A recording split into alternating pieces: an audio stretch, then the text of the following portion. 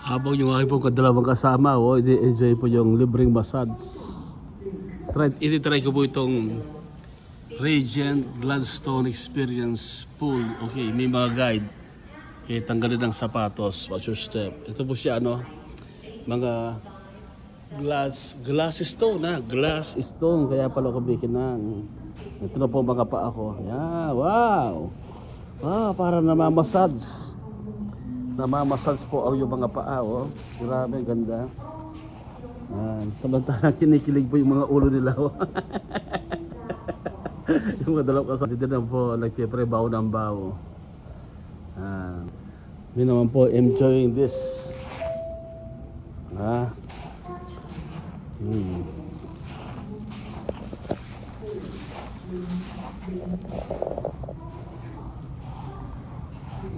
Hindi pala ba ihilip dito sa airport dito? Maraming kainan, maraming pasyalan, ma-enjoy. Pwede ka ba matulog, mahiga? Dito, Thank you, Lord. Mga kwan po ito. Wow! Glass stone,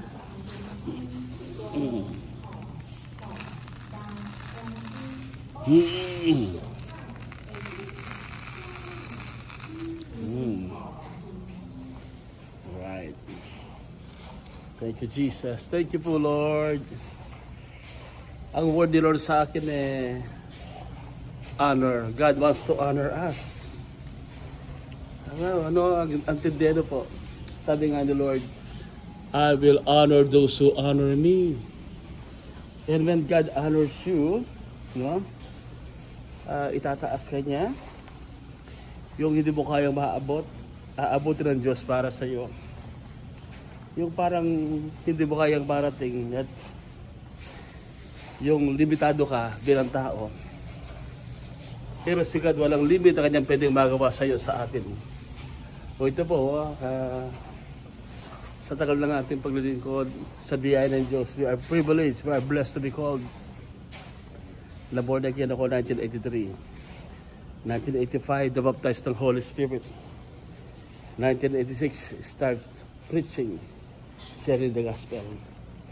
1989, na-ordain tayo. And then, 2025, ito po tayo.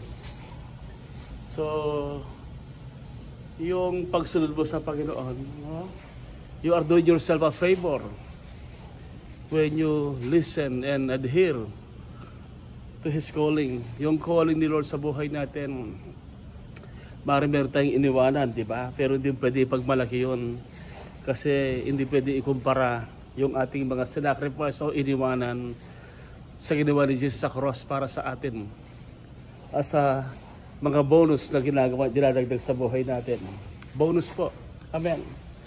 Kaya po yung God wants to honor us.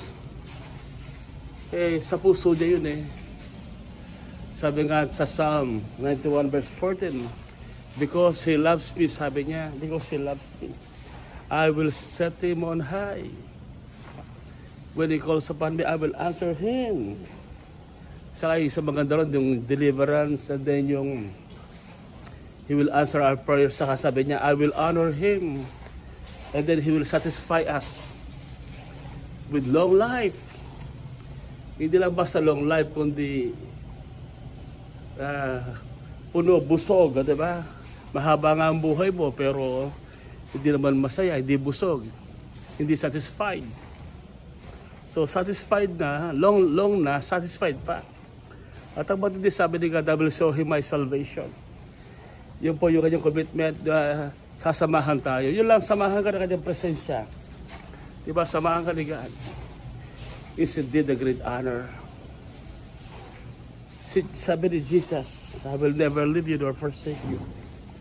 Thank you, Lord. Ngayon, nandito tayo. So, habang naghihintay kami ng flight namin papuntang Canada, Toronto, airport, Ontario tayo, Ontario. Nandito tayo, nagpapahinga, palakad-lakad at namamasyal. Thank you, Jesus. Glory to God.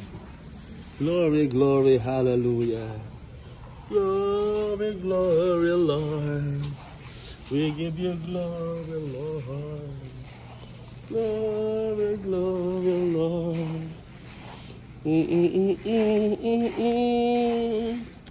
Thank you, Jesus. God bless po. Salamat po sa iyong panonood. Shalom. Shalom. You are blessed. Remember this word.